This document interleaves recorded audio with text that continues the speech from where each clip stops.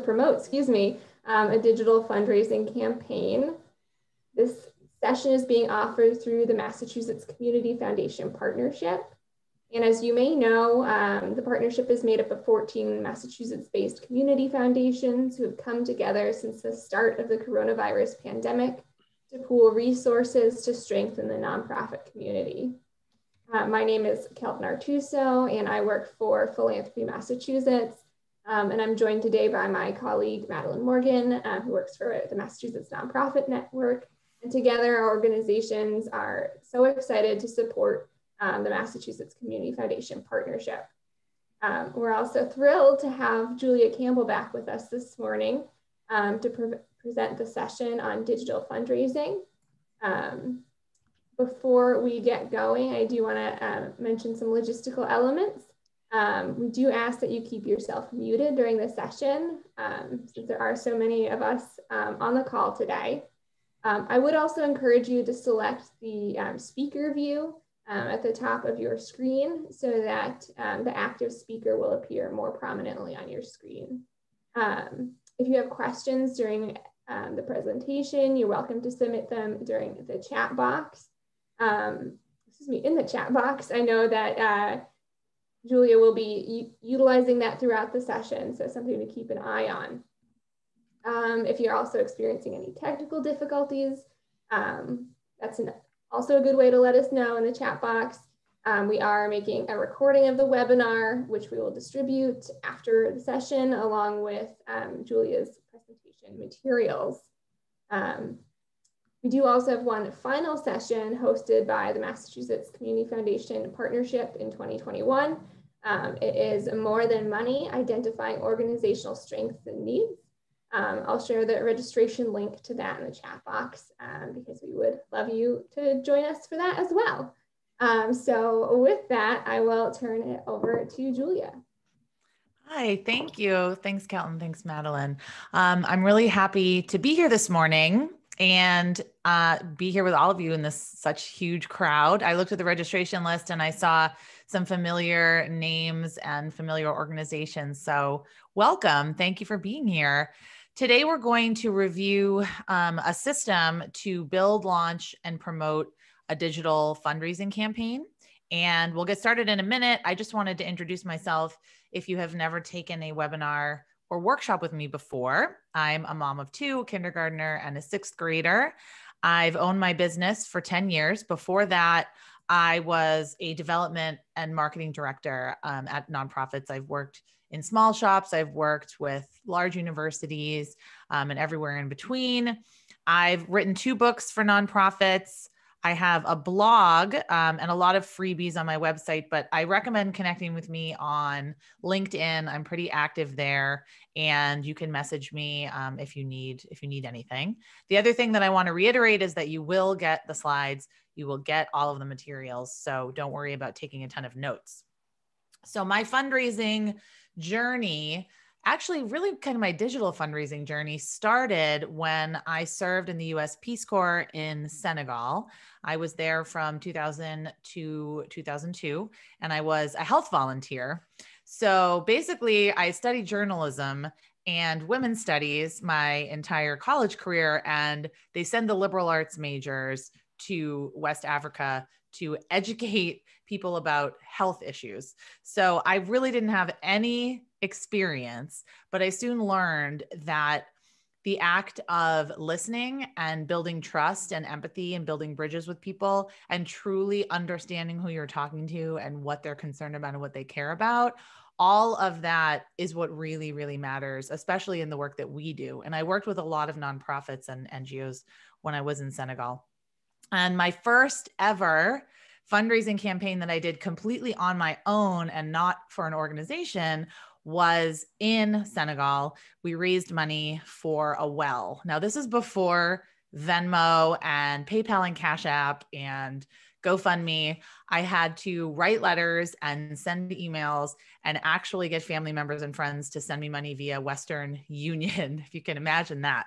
But we raised $5,000.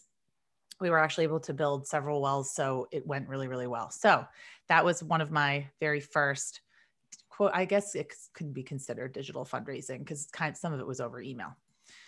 I'm going to take questions at the end. I will have a dedicated section for questions. There's also going to be, if we have time, a quick 5-minute break in the middle.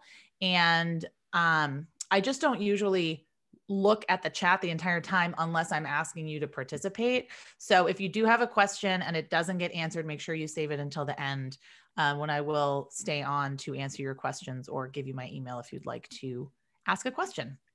The 3 things we're going to cover today, we're going to talk about the 5 phases of building a campaign, how you can use a wide variety of channels, which is really what we focused on. If you went to the last workshop, it really was setting up infrastructure so that you could then hopefully create a vibrant and thriving online fundraising campaign that goes on throughout the year. But this time we're talking about specifically how to use them during a campaign that has a start and a finish, and then how to evaluate success and measure results. So I want you to go to Menti. We did this last time, and enter the code 8001946. And let me pull this up so we can see it. Let me see. Hold on one second. And this is going to, we can just do this here. And you can do this on your laptop. You can do this on your phone. You can do this on your laptop, or you can do this on your phone. It's really easy to do. And I want to talk about what we are celebrating this week. So 8001946, I believe, is the code. Ooh, a negative test of COVID-19. Definitely. And I meant to say, we can celebrate things that are just personal. I know last time we talked about, last time I put this up, people were writing, celebrating a birthday, celebrating Thanksgiving, celebrating, celebrating a wedding, a gorgeous day. Ooh, an unexpected $25,000 donation. My son home from college. Oh, Giving Tuesday. We have a lot to celebrate on Giving Tuesday. And I'm happy to talk. I actually have a lot of examples from Giving Tuesday in this presentation. My son got his first molar. Yay. Oh, Giving Tuesday. I love it. I love this. Awarded a grant from a new funder. Family time. Celebrating our hardworking nurses. Yes. New job, a good night's sleep. Oh, wow. 5K, getting my holiday lights up early, a new and better childcare arrangement. All of this is wonderful. Mailed second annual appeal. Keeping the Promise virtual concert. That sounds cool. Sunshine. Oh my gosh. After the horrific weather that we had. My dad's birthday. Good vaccine news. Yes. That made me so happy this morning. A great run. Ooh, $5,000 raised online. I want to hear about these campaigns. We need to talk about these today. Lyme disease. Oh man. Well, it's not COVID. I like that you're looking on a little bit of the bright side. Selling my house. Oh my gosh. Recovering from COVID.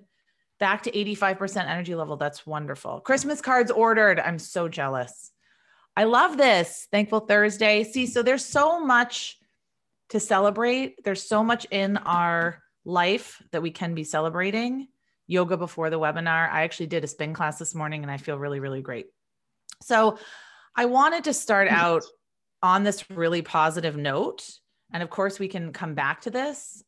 This will be up. We can come back to this and refer to it. And you can always go here throughout the day and refer to it and kind of see what's going on in your community. But this is also a free tool that you can use in your presentations. But I like to use this. These are my kids. Actually, this is a pretty old photo of them. Sometimes things may seem hopeless, but there are so many positive things that are happening in the world and in our sector. And the Giving Tuesday numbers came out and they actually blew everyone's expectations completely out of the water. People are giving. So I want to just talk really, really briefly about where we are and how to adapt. The last presentation I gave a whole landscape around social media. I'm not going to do that again, but I am going to give you a few statistics that I think are really hopeful and that we should get really excited about. So the 2020 totals just came in yesterday. Giving increased from 1.97 billion to 2.47 billion, a 25% increase. And this is during a global pandemic where over 12 million people are actually poised to lose their benefits around Christmas. And I think 22 million people are unemployed. I could be getting that number wrong, but millions are unemployed and everyone is struggling. So this is just to say, we know that donors are giving. Even if they're giving $5, they're giving. The top 3 preferred methods of giving are actually online, bank and wire transfer, and direct mail and post. And I really encourage you to read the Global Trends in Giving Report 2020. I don't know what this yellow line is. It's really bothering me, but I don't know. We'll just have to deal with it. Okay. Will my donors give online? That might be a question you're asking. We talked about it in the last workshop. I just encourage you not to assume anything. Don't assume. And also when you say donors, we're dealing with 5 distinct generations of people. You know, we're dealing with matures or the silent generation. We're dealing with boomers, millennials, Gen X, Gen Z. So we can't assume, we can't just say donors and lump everybody into donors, but actually baby boomers are the fastest growing segment on social media and using these mobile payment apps.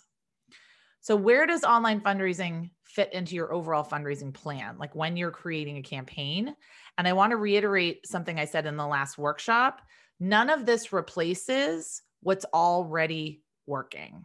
So if you rely on traditional donor touches, if you rely on direct mail, that really works for you. Online fundraising and running an online campaign can really augment what you're doing, but it's not going to replace it. It's really not. It might replace your big 200-person gala that you wanted to hold this Christmas, but not forever, right? So it's magical when it works, and there's no perfect one-size-fits-all secret or silver bullet, but you can do this. You can do this.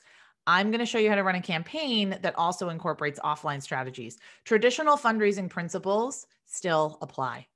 Traditional fundraising principles. You have to have a compelling case for support, and you have to have some donors to ask. We'll talk about all of that. So what do these campaigns that you probably read about all day on Giving Tuesday, all day yesterday, what do they have in common? So in my experience, they have a SMART goal. We're going to talk about that, what SMART means. That is easy to talk about and promote, kind of easy to understand. They have a compelling reason to participate. Urgency, maybe a matching gift, maybe just some kind of timeliness and urgency. This number 3 is really important. Trust built up before the campaign launches. If you want to start a digital fundraising campaign and you have a database of 0 people, I don't know who you're going to be asking, right? You don't have to have a gigantic email list, but you do have to have somebody to ask, or at least help you ask. And we are going to talk about how to use social media ambassadors to help amplify your campaign. You also need infrastructure, which is what we talked about a lot in the last workshop. You need infrastructure, meaning a way to take donations online. You also need to make sure that giving is frictionless and easy to do. Frictionless and easy to do. What that means is I can go to your website, click the donate button, and the form is right there. It's mobile. I can do it on my phone, and there aren't 75,000 fields to fill out. So what I want all of you to do after this webinar is take out your phone. Don't do it from your desktop. Take out your phone and see the process of making a donation, an online donation to your nonprofit, and see the whole process through. Donate $2, $5, whatever it is, and see the whole entire process through, and see what happens and see if it's easy.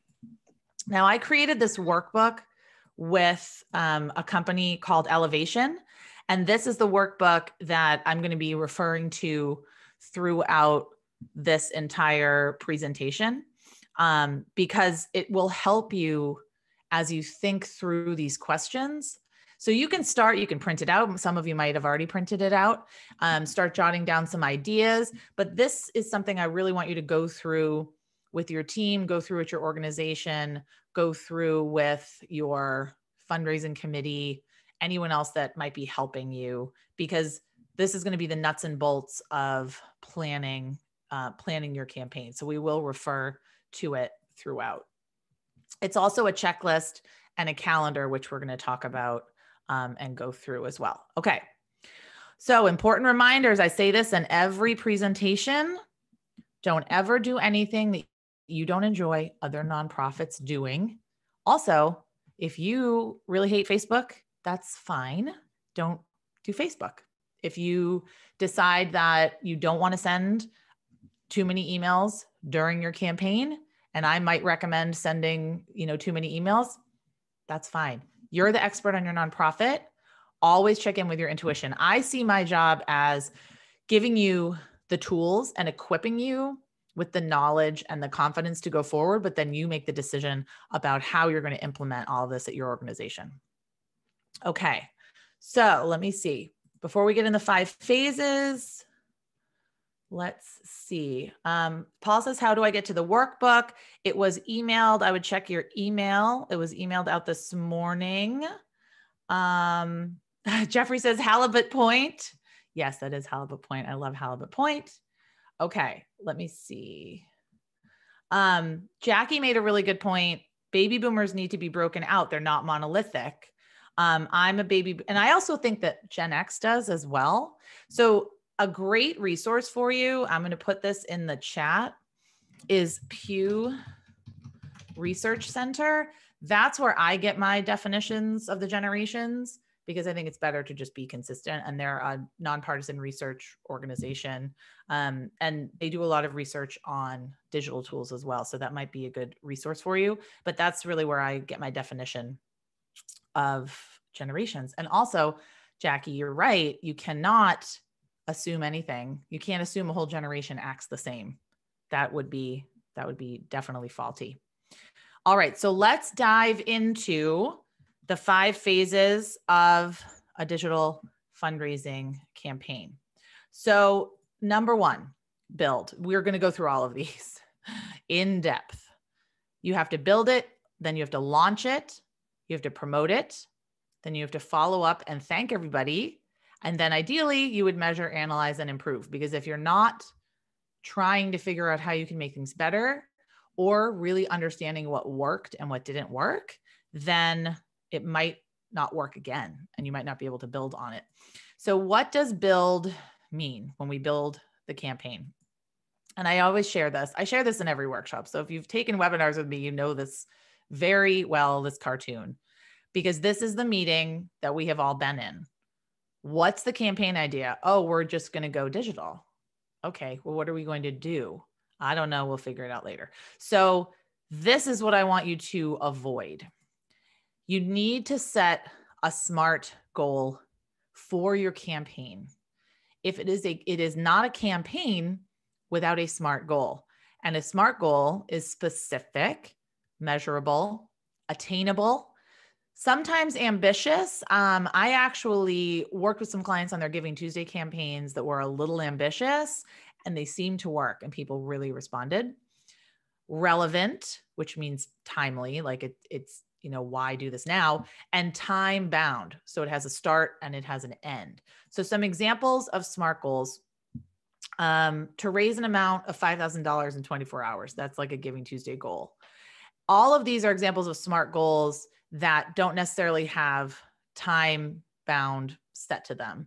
So when I talk about running a campaign, I generally recommend 2 weeks, maybe 3 weeks. And we're going to look at some statistics that say 30 days tends to be the industry standard best practice. I think 30 days is a very long time to be constantly raising money and constantly promoting a campaign, but it's really up to you. So you might want to select a SMART goal that's different than a monetary goal. Maybe you have an advocacy campaign. Maybe you want to get a lot of social media followers. Maybe you just want to increase number of monthly donors. Maybe you just want to increase the number of people on your email list that are giving. Another way that you can frame your goal, I call them impact goals. And sometimes people respond to impact goals a little bit more favorably than monetary goals. So an impact goal talks about the impact and not how much money you're going to raise.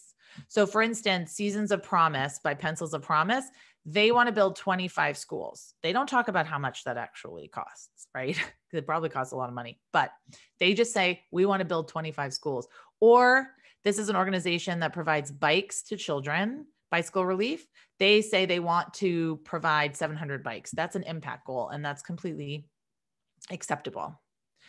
Then you choose your theme. This is going to be probably the hardest part of the entire campaign, because you want a theme that is interesting. You want a theme that is a little bit unique, and raising $5,000 is not that exciting and unique. So you might have to frame it in a different way for a specific project, for a specific need, on behalf of some kind of specific problem. So think thoroughly about what you can do that no one else can do. Think about why your donors love you. Think about what you're hoping to do and achieve with this campaign. What's the campaign vision? So a great campaign that I love that's sort of awareness / fundraising is Giving Shoes Day by Dress for Success.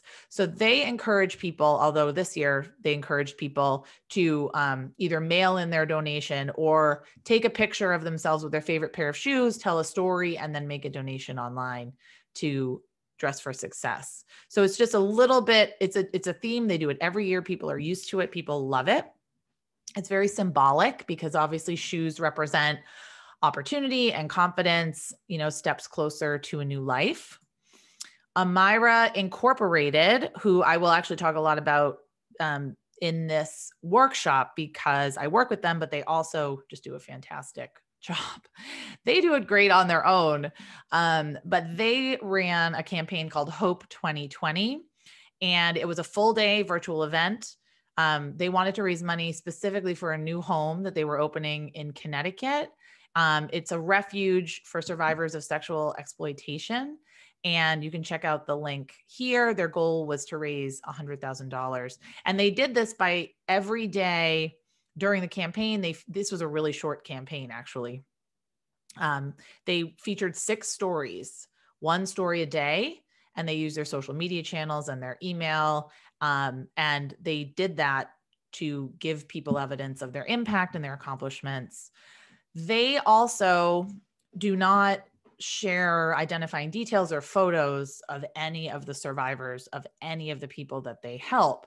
So they create these great graphics, which anyone on this call could probably do using, Canva, using PowerPoint. You could even create graphics like this. The key is to make that emotional connection and make sure that, and then we'll talk a lot about storytelling throughout the campaign. So some tips on choosing a theme. Think about who the campaign is for. So who are you really trying to target with this campaign? If you don't know who you're talking to, then you can't know what kind of campaign is going to resonate with them. What does this group care about? What will get them excited? Why do they support you already? Or why might they support you? And what makes them passionate, not about your organization, but about your cause and about the issue? So those are some tips on choosing a campaign theme. Some places to look for ideas. This is a promotional events calendar. It's completely free. So it's going to have all your cause days. It's going to have all of your, different events and the different dates from 2021. So that is a great thing to bookmark. Every single one of us, the problem that we're working on, I'm sure has a month or a cause day that you could raise money around. I also have a Pinterest board where I collect some of my favorite online campaigns. It's a pretty full board. So you don't even have to follow me on Pinterest or sign up for anything. You can just look at the board here for some of my favorite, either awareness campaigns or fundraising campaigns that I've been compiling. And then another great place to look for a campaign idea is to look on Instagram and Twitter. Now, Instagram and Twitter are actually really fantastic research tools, and they're just fantastic for finding ideas and inspiration. So some hashtags you might want to use: fundraising, nonprofits, giving, maybe Giving Tuesday. That's a great one to look for. So I want to throw it back to you for a minute.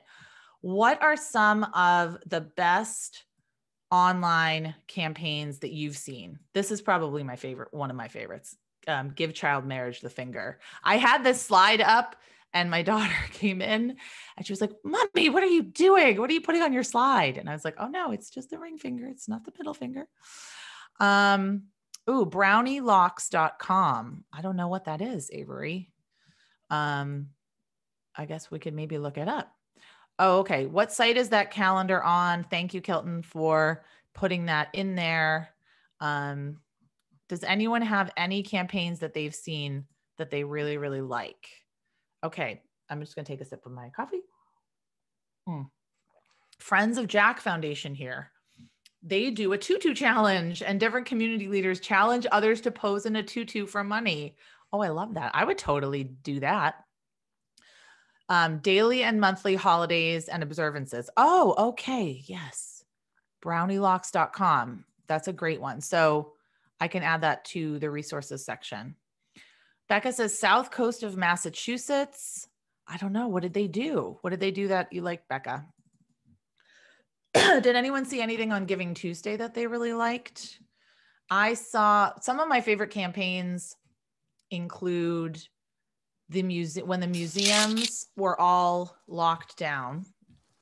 One museum, and I think it might have been the Smithsonian, started a thread on Twitter called Creepiest Object. So it turned into people just posting the creepiest object in their collection, different museums and art galleries. And then it turned into people posting the creepiest object in their house.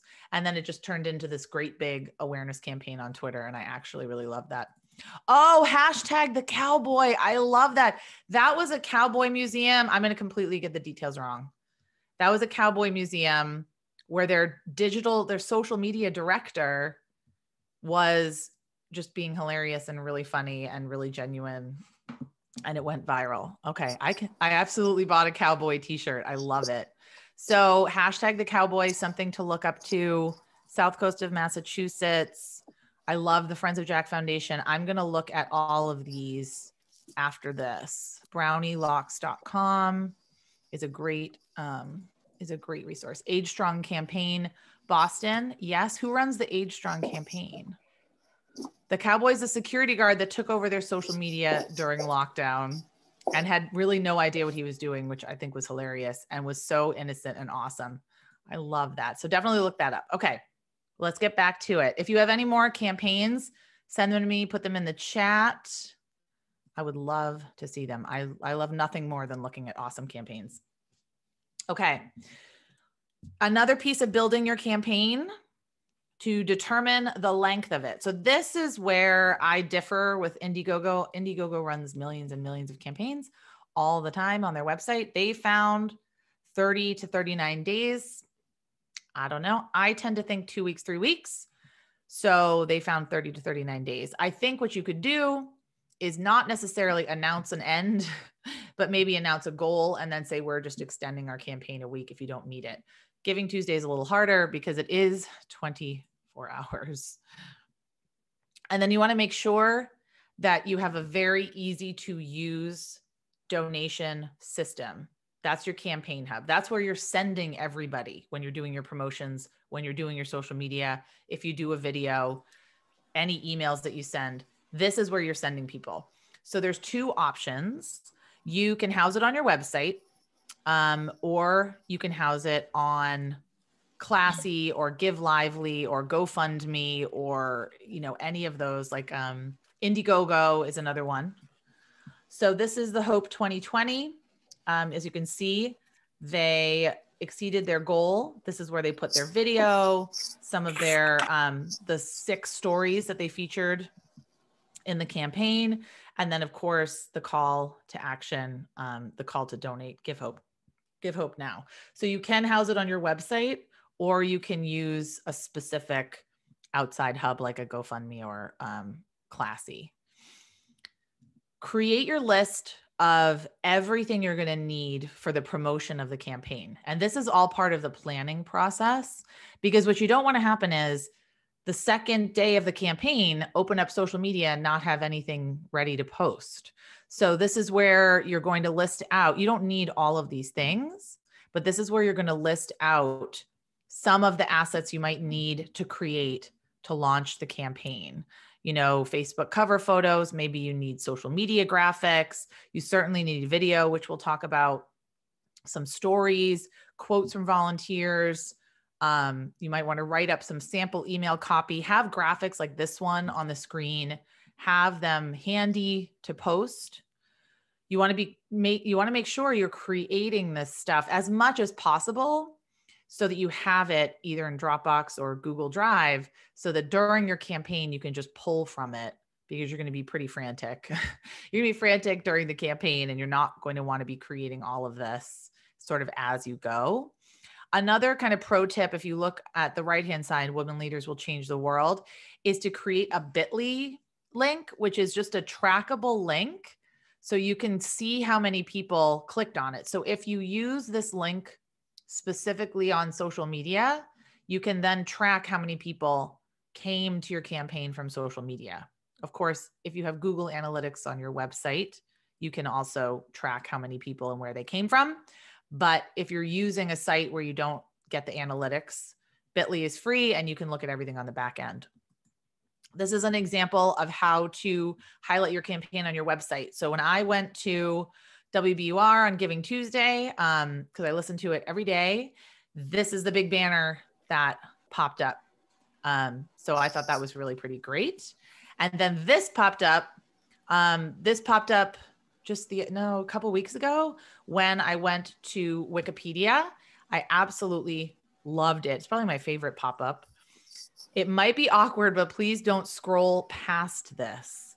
We'll cut to the chase. And it's just, if you're doing a campaign, if you're doing a year-end fundraising campaign, you want to make sure that you're taking advantage of all the people that come to your website and encouraging them to give. There are other pop-ups that you can use. I would check with whoever your donation provider is, if it's Blackbaud or Network for Good, whatever you use on your website, I would check with them to see if they offer these kinds of donate pop-ups, because these are really effective, especially year-end when people are looking to give. They're probably going to your website looking for your donate page. Just throw a pop-up there, and it will be very, very easy for people to find what they want to find. The next step in building is to set up what I call your amplifying channels. So this is just, you want to make sure that everything is set and directed to your campaign page. Your email signatures, maybe you want to send a postcard, your out of office message, your voicemail message, any way that you communicate with the outside world, you should be talking about the campaign and directing people to the campaign. What I see so often is nonprofits spend all this time creating a great campaign theme, but then they only post it on social media. They don't use all of these other assets at their disposal. So make sure you're promoting it and setting up all of these other campaign, all these other amplifying channels so that you get maximum traffic to that page. Your campaign pitch is incredibly, incredibly important. So this can be written or this can be in video form. You want to make sure anytime you're talking about your campaign, you're putting the most important information first. Don't say, "Hi, I'm Julia Campbell. I'm the Director of Development. I've worked here for No, I've already clicked away." You want to really hook people. You want to say, "Julia came to us when she had nowhere to turn. COVID-19 hit her and her family really hard." Like, start out with a story, start in the middle. That's another problem that I see a lot in direct mail appeals and in digital appeals is there's like 3 paragraphs before you actually get to the point. And you want to make sure that people understand that you are raising money and you want to make sure you're asking for money, right? So don't sugarcoat it. Tell a compelling story, keep it short, explain why you're raising money and why now.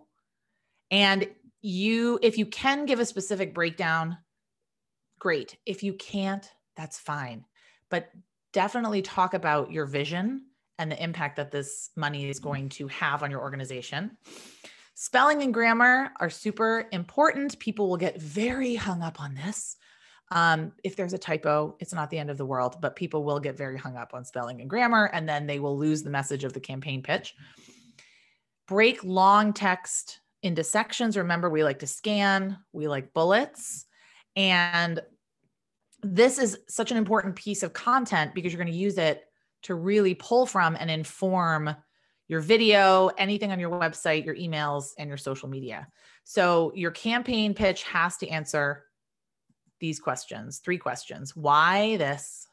Why? The why. What problem does it solve? And why now? Why is this something I need to pay attention to now? In terms of your campaign video, Indiegogo found that campaigns with a pitch video, they raise 4 times more funds. Now, when I say pitch video, it really can be, and I'll actually show you an example, you with your phone in your backyard. That's what the executive director of Amira did, and they raised $100,000, right? So it does not have to be super polished and very in-depth. It should, in fact, be very quick, very to the point, 30 seconds, 1 minute. Invite people on a journey, end with the call to donate, or say, if you cannot donate, please share this with friends and family. I've seen that a lot this year, and I think that's really effective. And put it everywhere, put the video everywhere. So you can't watch this video, but I wanted to show you. This is the video that Amira created for their campaign. And as you'll soon see, it is their executive director in her backyard with her phone. And this video helped them raise $100,000. I mean, they did a lot more. They did a lot of social media. They did a lot of promotion, but you don't need a huge video budget to do this. And I want to show you another video as well. Let's see. This video is from the Night Ministry, which is an organization in Chicago. And this is Chintan Mehta of the Associate Board of Giving. And as you can see, his video, it's just very, very simple. It's him in his office with his webcam. And he's just telling you why you need to give, what they're trying to do for Giving Tuesday, and making the compelling reason to give. So I just want to encourage you not to get intimidated by video and not to think, oh, I can't do it because I don't have a huge budget. There are tons of DIY video tools, Animoto, Lumen 5. I have this great extension in Google Chrome called Cloud Free Video Email. And you basically, when you open an email, there's just a little link to put a video, and you can just make a quick video and then send it off to whoever you want. It's really short, sweet, totally free. So Lumen 5 is also free if you want their branding. Animoto is free if you don't mind their branding. So there's lots of DIY tools for you. Okay. You also, I know this sounds like a lot. There's a lot that goes into it. This is why you want to plan ahead. You want to make sure you're planning significant time into your campaign. But like I said, this is what sets the campaigns that work apart from the campaigns that don't. You want to make sure you're collecting stories that you can share throughout the campaign, so you're not just kind of telling the same story over and over. If you can't tell stories of your clients, that's completely fine. I mean, that is definitely something I know a lot of people struggle with. I've worked in domestic violence. I've worked in rape crisis. Like I understand that ethical storytelling is paramount and confidentiality can sometimes be tricky, but there are a lot of ways around it. You could try showcasing your staff, your volunteers. The key is to have a variety of stories at your disposal that you can pull from in your communications. So you always want to be thinking strategically.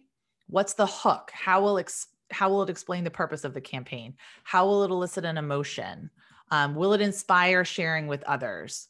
And then if you can we transfer the story to video? Of course, you might just be able to take a photo, share a great little piece on social media that really, really works. This is Plumber Youth Promise.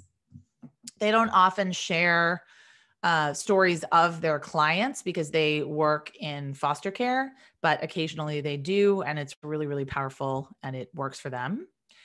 You could share a news story. You could share just a story, happy stories that make me inspired, stories that make me proud to be associated with your organization. That's really what we're trying to get at with our storytelling. Okay, so I before I go into social media ambassadors, I want to take a minute to see, here are some of the campaign examples Julia shared. This is so great. What about asking, Jackie says, what about asking, I'm assuming this means prospects, for referrals to people who might need the services of the campaign? I don't know what that means. Who might need the services? If that's a campaign, I mean, I've run campaigns before to encourage clients. I mean, when I worked at the domestic violence shelter, I've run campaigns to entice people to call the hotline, to entice people to register, and all of that kind of thing. So I think that would be a different campaign. That's much more of a marketing campaign, but still you have to have all of the same elements and there's all the same phases required. Recruiting social media ambassadors. Now, this is something that's a little bit of an advanced tactic. You also really could just have 5 people doing this. But if you have a gigantic campaign like Amira did, where you want to raise $100,000, you probably have to have more social media ambassadors than if you're just raising like $2,000, right? So think about who you could ask and who you could approach to become a champion. I like to call them champions. You might want to call them ambassadors. You might want to call them something else.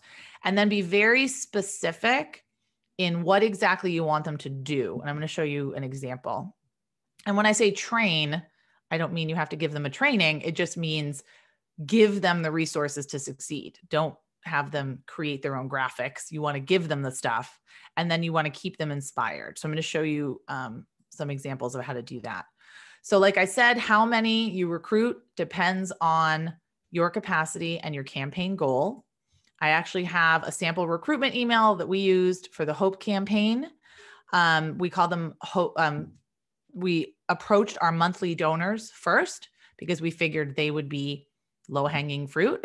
Monthly donors are usually pretty dedicated. So we decided to approach monthly donors and volunteers and people we didn't just kind of spray it out to everybody.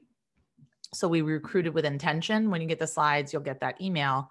And then what we did is we gave them the graphics to succeed in this. And those were 2 of the attachments that were provided to you this morning via email. There were 2 emails that I provided to you. So this was the email schedule. I just thought you might want to see their email schedule for emailing their social media ambassadors. They called them influencers. And all of the emails were very easily found in your inbox. So let's see, I want to look at this. So this was, let me see. This was one of the emails. We're just 2 weeks away. Now these people signed up. This does not go to their whole list. These are the Hope influencers that signed up to amplify their message and amplify their campaign. So they have a schedule, they have the graphics provided, and all of this they created anyway to share on their own social media channels, but they were just letting people know, letting their influencers know what they needed to do. And they gave some very specific information. It's just 1 page that, I could easily print out. I could put it on my calendar. I could put it up on my bulletin board so that I would remember when I needed to be doing things. And of course, not every influencer did all of the things. They, you pick and you choose. Maybe you share a story one day, maybe you don't. Maybe you share on Twitter, maybe you share on Facebook. So I wanted to show these to you because I know it's so hard without seeing examples of, kind of what other people are doing. So has anyone here ever worked with social media ambassadors before? I'm not sure if you've ever worked with them. Edith says, who would those emails be from? The emails this morning. I think they're from Catherine or they're from Kelton. Yeah, they're from Catherine Cook. Catherine Cook. And you'll probably get them all again. Okay, people have worked with social media ambassadors. What did you call them? Did you call them ambassadors? Did you call them influencers? Did you call them champions? Jay Elaine says pains in my butt. Well, that's not really what's supposed to happen. So maybe we can unpack that. Erin says advocates. Okay. Influencers, volunteers. Anne says social media star, SMS. Oh, I love that. I like social media star. That's really that's cool. All right. So a lot of you have worked with them. So maybe you can give everyone else in this group some tips and advice at the end about how to manage it, because honestly, that's it. Yeah, there's a lot that goes into it, but it is pretty simple as long as you're making sure you're not spamming your whole list. You're making sure you're identifying intentionally a group of people that want to participate, and that you're just giving them their marching orders and making it super simple for them to participate. Okay. I promised you a 5-minute break, but now we're getting into some of the meaty stuff that I know there's going to be a million questions around. So we'll see how this goes. I wanted to share some additional tools. Now, I say tools because they are tools. This is not your strategy. Facebook fundraising, that's not your fundraising strategy. It is a tool in your digital fundraising tool belt. Facebook and Instagram fundraising can certainly be very profitable.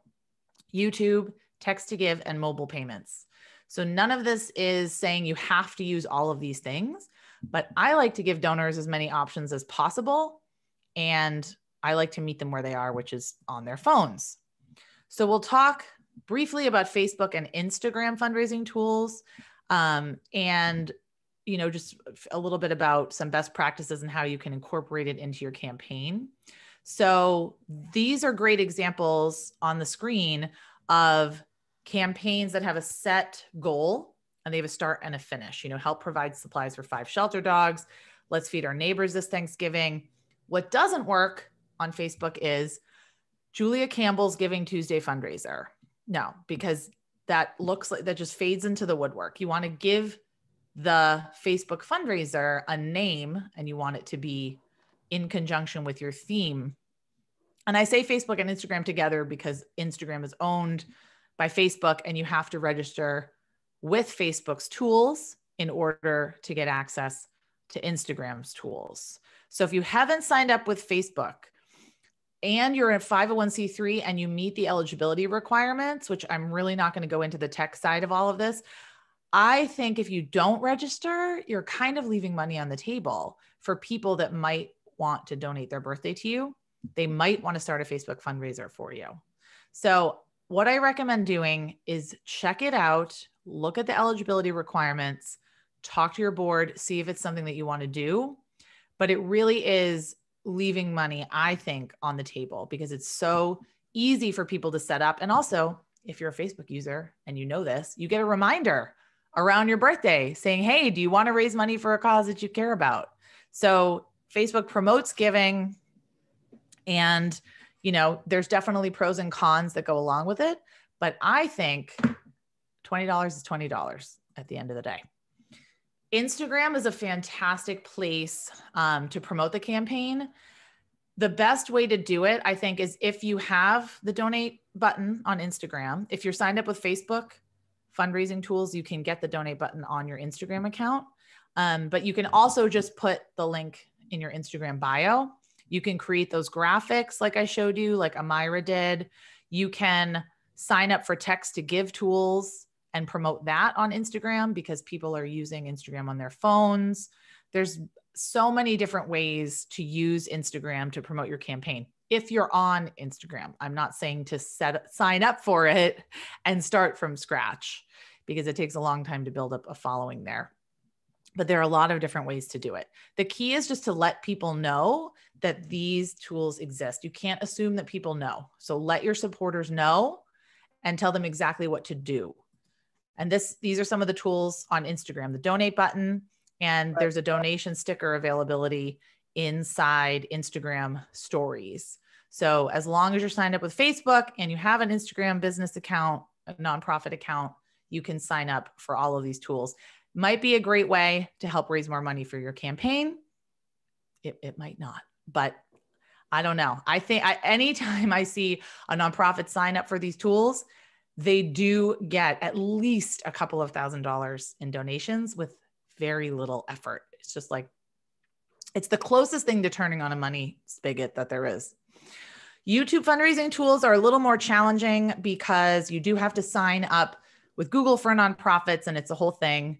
It's totally free. You can put these pop-up cards on your videos. You can also do the call to action overlay on your videos.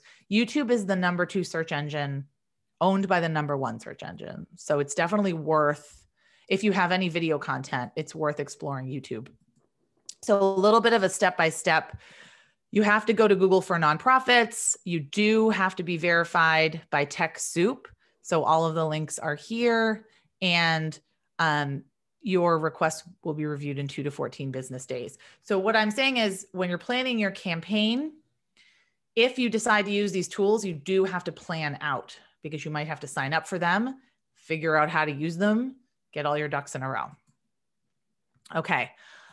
Text to give tools. These are also really effective because they give people yet another option to give. So if you're on social media, if you are using social media, people are using social media on their phones.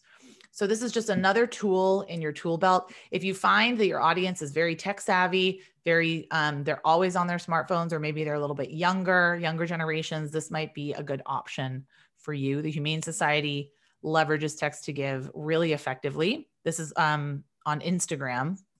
And then this is a way to use it on Facebook. Text to give is so huge in the UK. It's really, really popular. I rarely see people posting any kind of link. It's almost all done via like text to give or mobile payments or social media fundraising. It's really interesting, the differences in UK fundraising. But this is a great way to do it. If you're posting on social media, if you're sharing a photo, something very easy to see, I can just open a text window. So like I said, you can take this with a grain of salt if it seems like it's too complex for you, but I almost spilled my coffee. But there's a lot of tools available to you. And if you have a great text to give tool that you use, I'm always looking to explore new tools. These are some of the ones that I've used.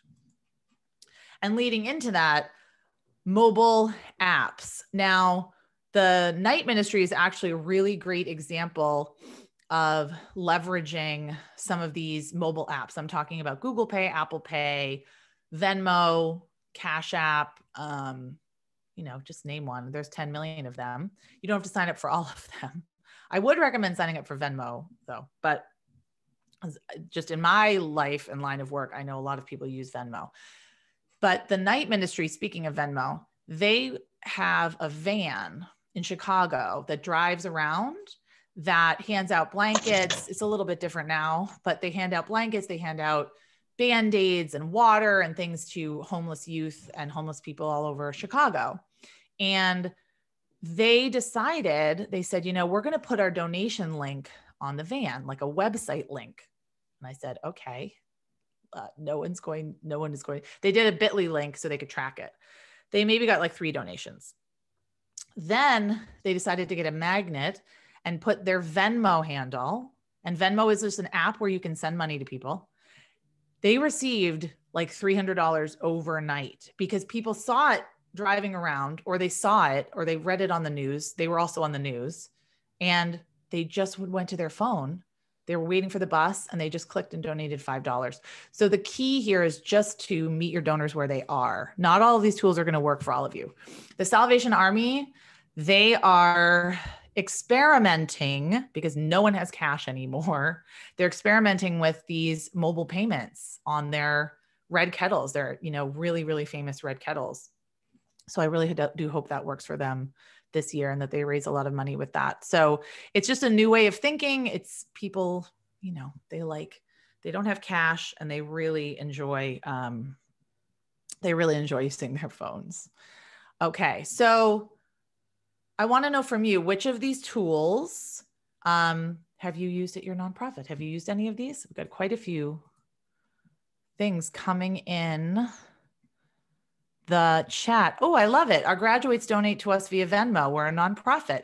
We don't solicit through them though. No, Venmo is not, it's not a place to really solicit. Like I wouldn't put it out there as like, this is where we take donations, but yes, they are beta testing a nonprofit payments version. Rebecca says, I'm curious about how many small nonprofits use text to give. Donor Perfect has an integrated text to give option. I'm not sure it'll be worth the money.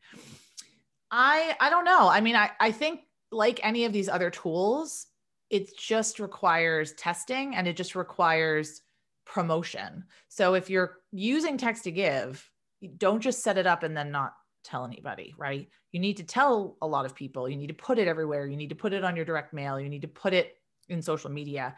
You need to really promote it. And it will take a while. It will take a while because I think that, you know, like anything else, like the donate button, remember when we first all got the donate button and then everyone would call me and say, Julia, I don't have any donations. And I would say, well, did you tell anybody about it? So the key really is to let people know and kind of commit to one of these methods.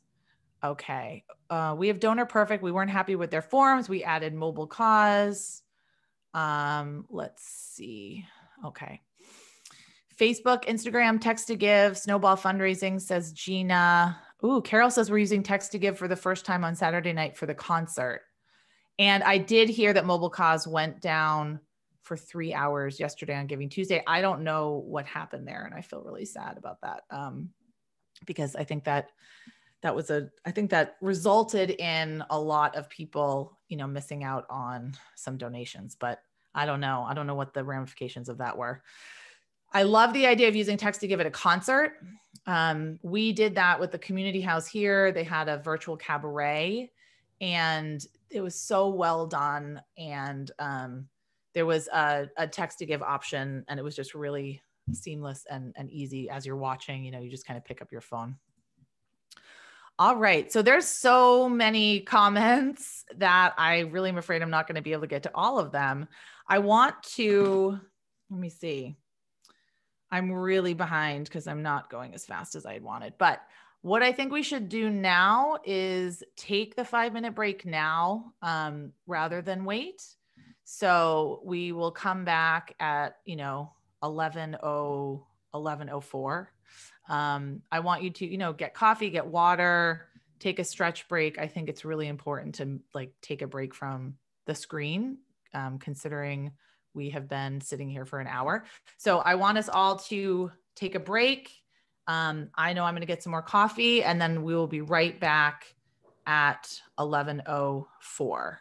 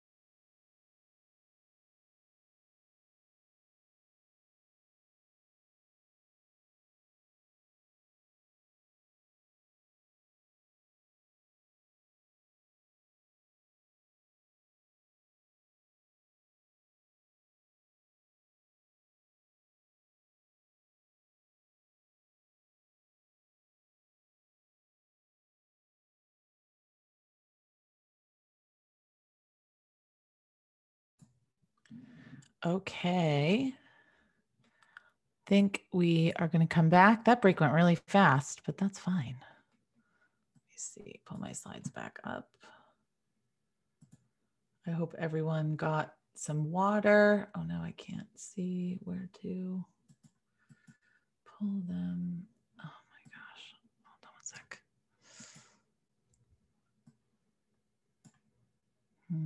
Sorry about that. Okay. I'm going to start from beginning. There we go. Oh no, from beginning, sorry, from current slide. Okay. Or from beginning, and we're just going to have to go through the slides. All right, so I see a lot of questions coming into the chat. Let me, if you can tell, I do PowerPoint pretty much all day, every day, but sometimes the tools disagree with me.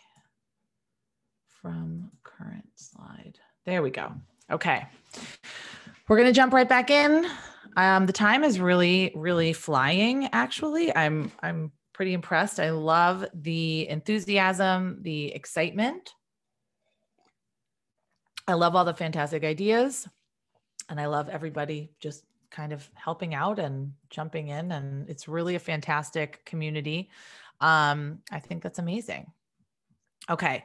So I also want to get a copy of the chat because I want to make sure that I follow up on any questions that I don't get. And I think there's been a lot of fantastic back and forth and engagement in the chat. So that's fantastic.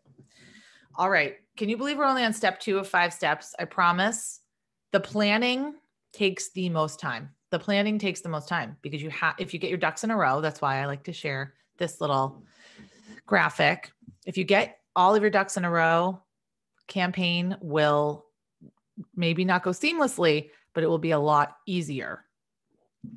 So if you start strong, you're going to finish strong. So what Indiegogo found was that campaigns raise 42% of funds in the first and the last 3 days of the campaign. So how you launch is vital. I recommend launching with a Facebook Live, or you could just, you could launch with your campaign pitch video. But what a Facebook Live does is it generates excitement and engagement.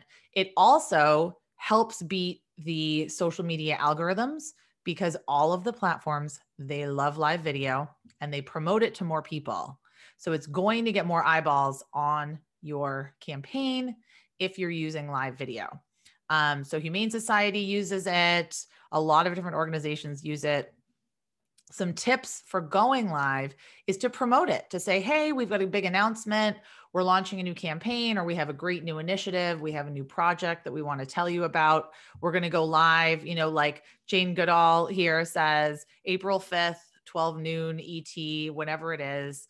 You want to create buzz for the live stream to let people know to watch live. You could just go live whenever you want. You're not going to get the audience that you would if you plan ahead. You also need to plan, is it going to be just one person? Is it going to be interview style? Is someone going to share their screen? Is it going to be a webinar? Is it going to be super casual?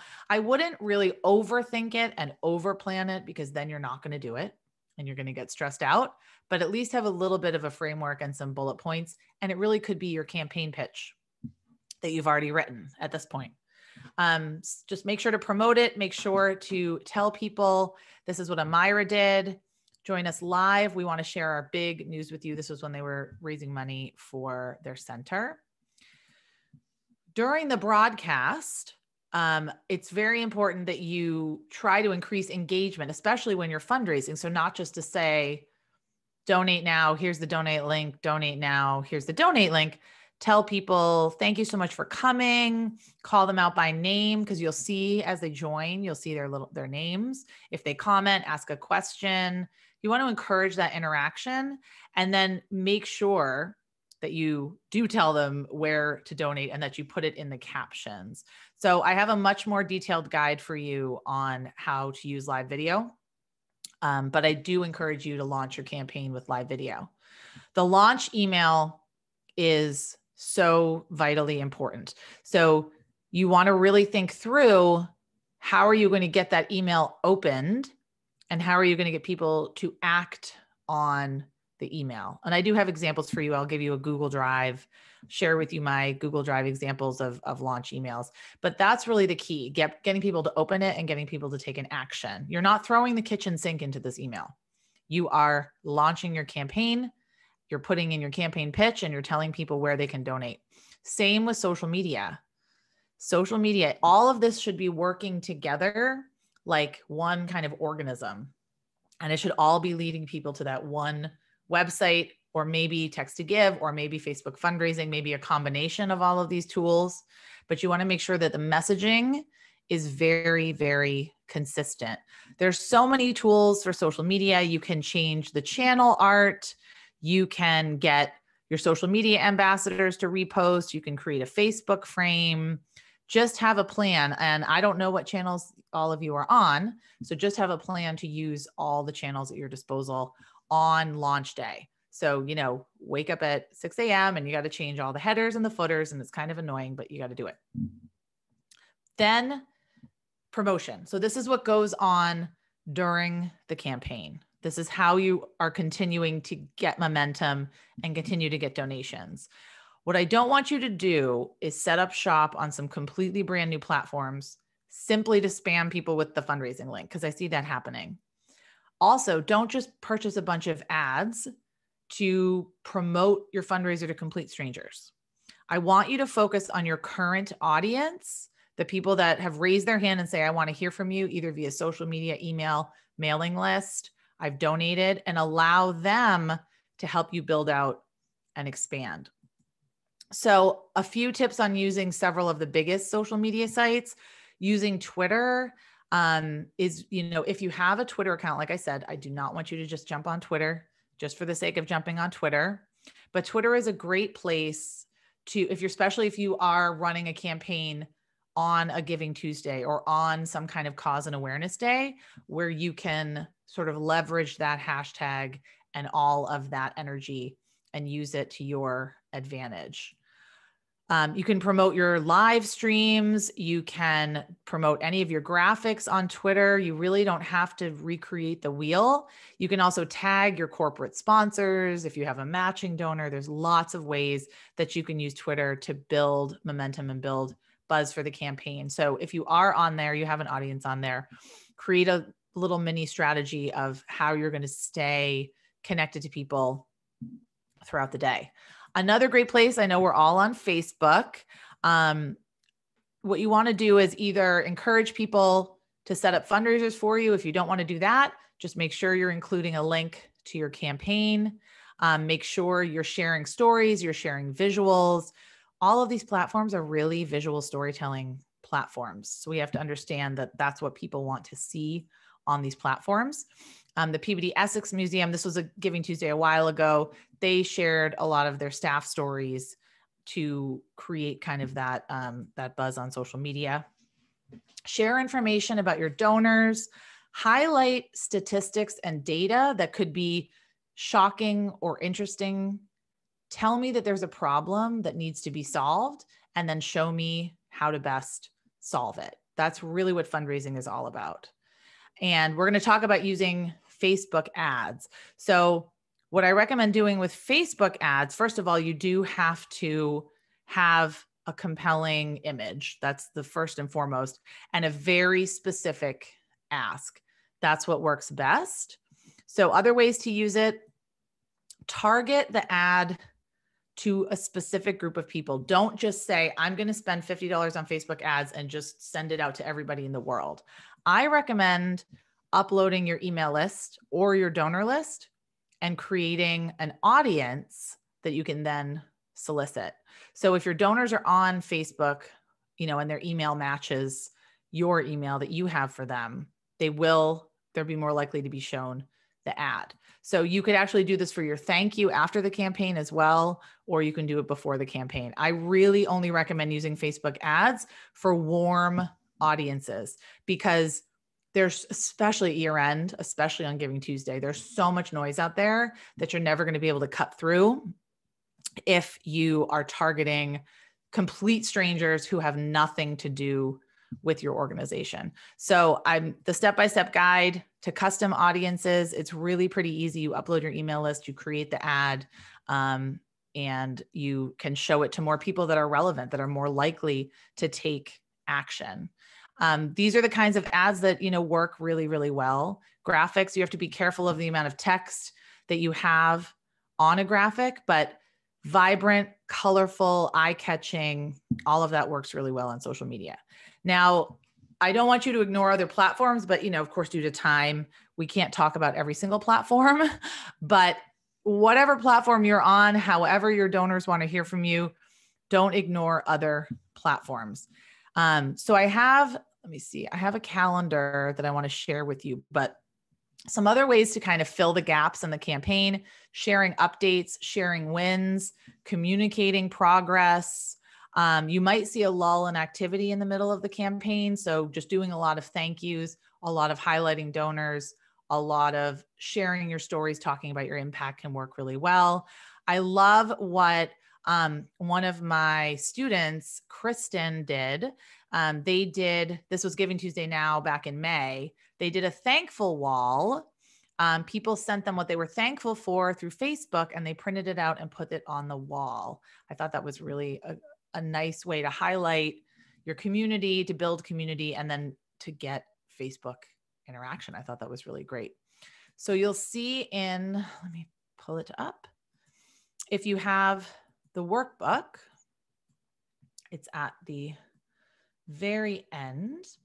I even gave you a sample calendar. So these are some things that you do pre-launch week: Monday, Tuesday, Wednesday, Thursday, Friday, or even extra. So what are you going to do week 1? What are you going to do week 2? And so forth, and so on. So I really do the 2-week one, but you can obviously expand it to be longer than that. So, continue the updates, new stories, call donors. So this, I hope, is helpful to give you some structure for what to do during the campaign, because you're going to spend so much time prepping the campaign, preparing for the campaign, launching the campaign, that you do need to spend, pretty much just as much time promoting it. The 4th step is really important: following up and thanking donors, because donor retention rates are pretty abysmal. I think the average is 40 to 45%. So the reason that they're so abysmal is that we don't really take time to figure out what donors want and actually give it to them. So I want everyone to print out this slide and put it up. If you're a fundraiser, every single communication that you have with donors should be tackling one of these things. We know what donors want. We've asked them. We've done studies. Also, using donor-centric language in your thank yous is hugely important, rather than just talking about how great you are and the campaign and the numbers. Really focus on the impact. One of my favorite thank yous I ever received is from Rosie's Place. I love this. I absolutely love this language. Because of you, Norma got the support she needed to reclaim her dignity and rebuild her life. So it's not just we raised $50,000 to help women in need. It's reclaim her dignity and rebuild her life. I mean, that's what it's really all about. So really think about how you're thanking donors, how you're following up with them, especially around Giving Tuesday. It looks like a lot of you did a great job. You want to spend this, I know you want to go to sleep right now, but because you spent so much time on your campaign, but you need to spend this week and next just thanking donors. All right. Measurement. I'm just going to spend a couple of minutes on this. I just want to make sure that I allow 10 minutes for questions. So I apologize if I go through this kind of quickly, but what you measure really depends on your SMART goal. And that's why the goal is SMART, because it's measurable. So you can see if you achieved it. But I also want you to look at other things that might have happened. So on Giving Tuesday, maybe you did get more blog subscribers or email subscribers or social media followers. Maybe you got donors that converted into monthly donors. So don't just look at the dollar amount and consider it a win or a lose. Look at all of the other things that could have happened because you spent so much time promoting this campaign. And really think about what worked and what didn't work.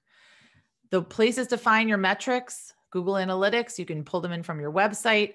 Look at your emails. What subject lines worked? What was your open rate? Did people click on the call to action? What worked? What didn't work? And you don't want to just look at this and put it in a spreadsheet and never think about it again. You want to analyze it and take that and let it help you improve what you're doing in the future. So I give you my treasure trove Google Drive of email and social media examples. It's literally mostly screenshots from my phone and printed PDF emails that I've received. Take a look through there. And then I do have a Google Drive also of specific COVID-19 communication examples.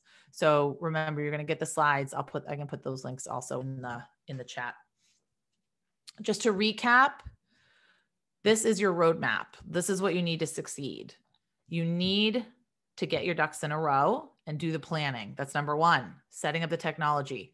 You need the compelling ask. You could set up the technology all day. If you do not have the compelling ask, nothing will work. You need to use all your channels.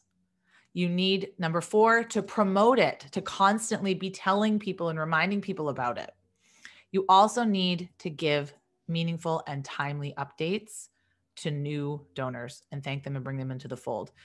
And I want to leave you with this, my favorite tweet of 2020, because a lot of you might be hesitant to run a campaign, or a lot of you might be hesitant to be reaching out to your donors right now because you think you're not a COVID essential charity. Every mission matters right now. Every mission matters, and you are worthy of support.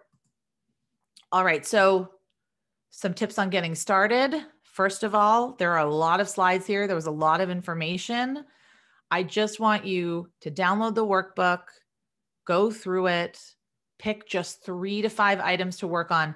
Block out time in your calendar to do this. Don't just put it on your to-do list, like start a digital fundraising campaign. It's not going to work. And make sure you talk to your coworkers and get some buy-in. Okay, phew. All right, let me see. I'm going to let me have some more coffee. Okay. Okay, I want to go up a little bit. I see you, Jackie.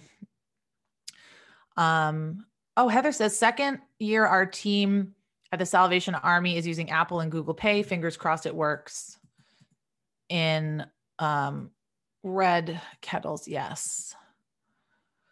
Okay, let's see. Okay. Oh, I saw something about Facebook fundraising. Yes, this is a great question, actually, Erin. I've used Facebook fundraising and it's been great, but I can't get any donor info when using it. So I can't thank the donors or follow up with them. Venmo and Instagram, any social media and any of that is the same problem, right? So you have to reframe your thinking about it. So if you get a donation from Facebook, it's most likely that someone donated because of someone else, right? So I've run Facebook fundraisers. I've donated to Facebook fundraisers, and it's mostly because a friend asked me. They said, hey, I am donating my birthday to Susan G. Komen, or I'm raising money for Beverly Bootstraps. And actually, I love Beverly Bootstraps. That's not a good example. But if it's an organization that I wouldn't normally give to, I give because it's my friend. Also, there's a box that you can check as a donor that says, give my information to the charity. 99% of donors don't check that because we have done a terrible job stewarding donors, and we've done a terrible job. People think they're going to get their inbox filled with like a bunch of spam. So people are very hesitant to share their info with you. It doesn't mean they'd never want to hear from you, but it just might mean not right now. So if they don't want to hear from you, please don't worry about it. Focus on the person that's doing the fundraiser for you. And then there are ways that you can go into the fundraising campaign itself and say, hey, everyone, if you want to learn more about our organization, if you want to learn more and get information on the people that you've helped, please let me know. And then put like your contact information. I wouldn't put your email sign up link in someone else's fundraising campaign. I think that's a little spammy, but we just have to recognize that this kind of money is money. And that $5 donor that gave because of their friend's fundraiser, they might not have become a long-term donor anyway. So we can't worry about them. If they asked for a thank you. If they click that box, then you definitely want to steward them like you would any other donor. Okay. But yeah, you can't get there. I don't know if it's Jay Elaine. You can download a donation report, but you can't get their contact information unless they provide it. Because Facebook, let's be real, they want to either not protect their users, but they want to make sure that people are using their tools. So they don't want to give their emails out to nonprofits. They don't have our best interests at heart. I know it's shocking. How do you ask for money now during COVID while being sensitive to people not having as much? Well, there are two things I would say to that. One is that what I really liked seeing in Giving Tuesday appeals was, if you have the means to give, please give. If not, please share this with others. So there's ways to help. I also saw a nonprofit that created, I'm thinking of where I saw it, in a Facebook group, that created a bingo card for their donors. And it was sort of like choose your own adventure, share on Instagram, share on Facebook, make a $5 donation, tell 5 friends. It was like a list of choices that they could do that were not monetary. The other thing I would say, though, is that giving is up this year. Giving is up. I think that people, when things feel out of control, sometimes if people do have the means, they give more because it gives them a sense of agency. And there are quite a few people that are not commuting anymore. There are quite a few people that are not traveling, that have some disposable income. So I would never assume for your donors, because look at what the businesses are doing. They're certainly not worried about whether people have disposable income, but the nonprofits, we're just so genuine and kind and empathetic that we're afraid to ask. But I would really frame it as, if you have the means to give, this is what your money will do, and it will help a lot more people. Okay. Are there tools to integrate posts across social media sites? Yes, I would use those with a grain of salt, though, because how it looks on Twitter is different than how it looks on Instagram. So you can use the same content, but I would still go into each site and tweak it. For instance, the hashtags you use on Instagram might be different than Facebook. I use something called Hootsuite, which I don't want to put it in the chat because then I will lose where I am in the chat. Hootsuite, says Rebecca. Cassidy seconds that. I was liking Rebecca's comment, kind of like saying yes. Yeah, Hootsuite and Buffer. Sprout Social, I know, is a really popular one, and they give a 50% nonprofit discount. Let's see, what software can we use to offer a monthly subscription style donation plan? If you have any kind of donation software on your website, like Network for Good, someone said they had, Give Lively is another one, Rallybound, Bloomerang, there's a million. Any of those sites should offer a monthly subscription plan. Even Facebook offers a monthly donor plan. When you donate, it says, do you want this donation to be monthly? So really any software that you're using should offer that. Let me see. Thank you email after you donate blood to the Red Cross is always amazing. Cassidy, I would love to see that example if you email that to me. Let's see. Okay, Jackie, what about fundraising fatigue at this time of year? Okay, I have so many opinions on this. So one of the head people, I'm now blanking, at Giving Tuesday wrote a fantastic op-ed in the Chronicle of Philanthropy about the myth of donor fatigue. Okay, so people are fatigued with bad marketing and bad fundraising. People are fatigued because they get 30 emails from nonprofits that bought their email, spammed their email from LinkedIn, never asked them if they could contact them. That happened to me all day on Giving Tuesday. Or emails from organizations that I supported a year ago that I never heard from, and then asked me again on Giving Tuesday. That's what we're fatigued about. That's what donor fatigue is. I am not fatigued hearing from Amira every week what my donations go to. Rosie's Place, Beverly Bootstraps, Plumber Youth Promise. I'm thinking all the organizations that I support and all my clients, I don't get fatigued by that because I see where my donation is going, it makes me hopeful. It makes me smile. It brings me some hope and inspiration. So we need to rethink our communications, because if our donors are fatigued, it's because we are not doing them a service with our communications. That's what I have to say about that. How do we know we're promoting and not being spammy? Well, spam is in the eye of the beholder. So if someone says it's spam to them, right? We can't really avoid that. As long as we're providing value, then we're not spammy. If we're providing something our donors want and need, and they really, a resource, a story, a smile, then we are not being spammy. Do you think it's possible to do this well without a full-time development position? Yes. So I think it will take longer. And I definitely think, Rhiannon, that you need a committee and you definitely need other people to help. So if you have like a long runway for your campaign, if you have like 3 months to plan this campaign, I definitely think it's doable, because you just have a checklist and every day, maybe you kind of go through one thing and one thing. But if you really have a week or less to plan a big fundraising campaign, you are going to need some help. Think of it as an event. Like if you're planning your gala, same thing, right? You need the planning, you need the launch, you need the promotion, and you need the follow-up. So a digital fundraising campaign should be looked at just like it would be, your annual gala. Oh, it's French pronounced like Alan. Okay. I am half Canadian and French Canadian, so I should have known that. Wow, Leslie says, okay, there's 25 questions. We're at 11:30. So Kelton, I don't know what you would want to do about all the questions. Yeah, should I just take a couple of more, or? Yeah, feel free. I mean, there's no need to get off our Zoom. Happy to hang out. All right, we'll stay. All right, we'll stay here. You might hear some work in my house because the people doing work were kind enough to stop from 10 to 11:30. But you might hear some banging. Okay. Leslie says, how did you build an email list almost from scratch? Oh, that is hard. That is really, really difficult.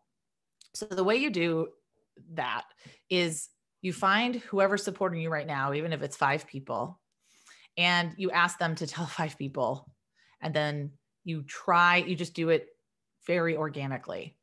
You also need to really be offering something on your email list that's of value to people. And it takes a long, long time to build your email list. What I would do though, is I would look at your database and see if you have donors or you have people in there. Maybe you don't have their emails yet. So start with people that already know you, that already like you, and then start promoting your email list on social media, start telling people about it at events, start writing about it in a blog, whatever you need to do. But the key is, don't call it, sign up for our email list. Say, sign up for updates on how to end malaria in our lifetime. I mean, that's just, or like join, I know Human Rights Watch says, join the movement for human rights, rather than sign up for another email newsletter. Gordon says, if one of your donors passes away, what can the organization do to the family? Any suggestions? I don't know. I would probably read the obituary to see if the person's asking for donations anywhere. And I would probably just make a donation in their name. I will tell you a story. It's not directly related, but it's kind of related. One of my really good friends, she and her husband contracted COVID pretty early on, and her husband actually died. She is okay now. I mean, she's recovering, but they went to Leahy Hospital or Leahy Clinic. The nurses pooled together $500 and made a donation to a scholarship fund in the husband's name, which they've already, saved Karen's life. So that was like a pretty incredible story. But I would think making a donation, seeing maybe what the family might need, definitely calling the family, being there for them. Anne says TweetDeck for Twitter. That is fantastic. I think I answered the donor fatigue. The thing with donor fatigue is that, or donor fatigue or Giving Tuesday, the Hunger Games, whatever you want to call it, is that we still are passionate about the causes that we're passionate about. Like, just because COVID-19 has hit doesn't mean I'm not passionate about community theater. I really am. And kids theater. I still love it. I still love my local museum.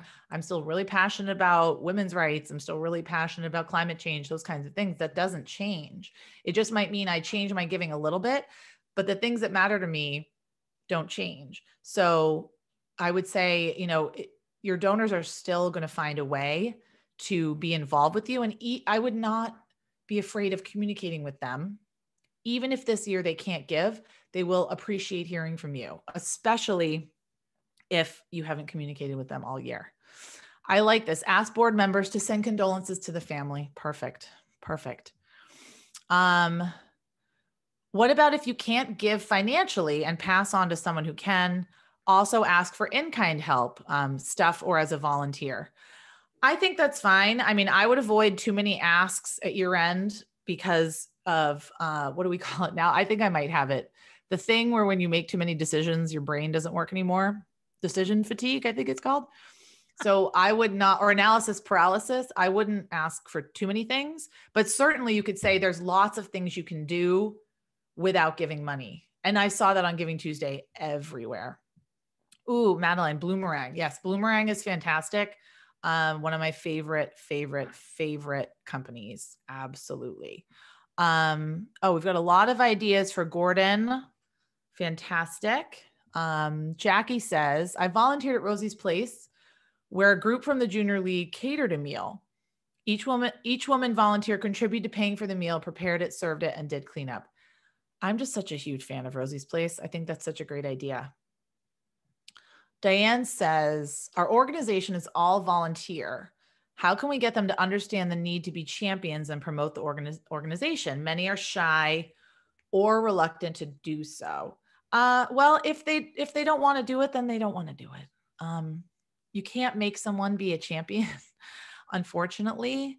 But what you can do is give them things that are just a really low lift.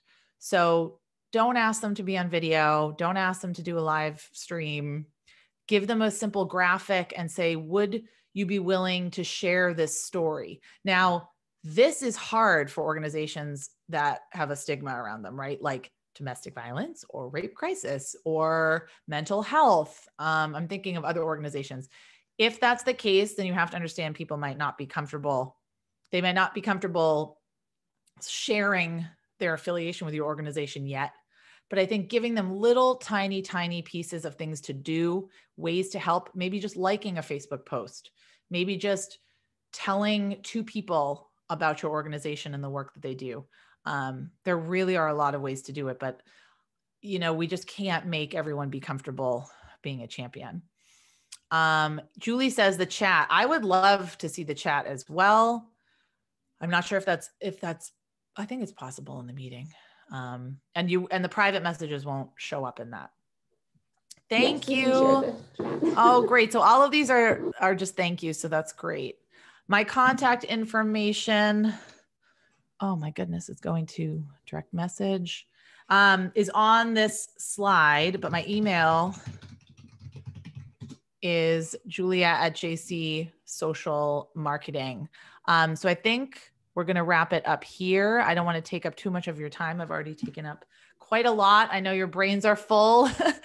I also want to encourage you to share with me what you're doing. I'm always looking for more examples for that overstuffed Google Drive that I have. So let me know. But thank you so much. I really appreciate you being here. And thanks, Kelton. Thanks everyone from the Philanthropy Mass team. Thank you, Julia, for sharing your expertise with us all this morning. And thanks everyone for hanging out for a few extra minutes to get all the content. It's been great. As we've been posting in the chat, you will get the slides and you will get a recording of today's session. And we look forward to working with you all in the future. Thank you. Bye, everyone.